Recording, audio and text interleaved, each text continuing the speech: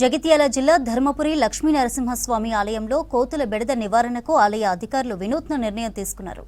ఆలయంలో కోతుల బెడద ఎక్కువగా ఉండడంతో ఎలుగుబంటి వేషంతో ఆలయ ఉద్యోగి దేవస్థాన ప్రాంగణంలో అటు ఇటు కలియ తిరిగాడు.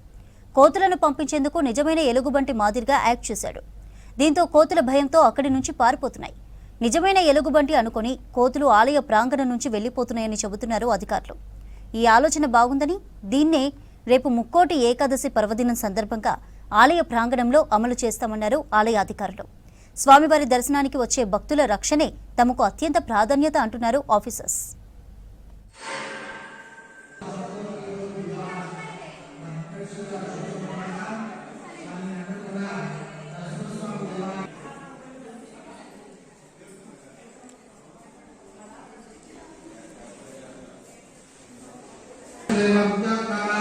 प्रभु स्वभावात् करो में जैसा कर्म तस्मै नारायण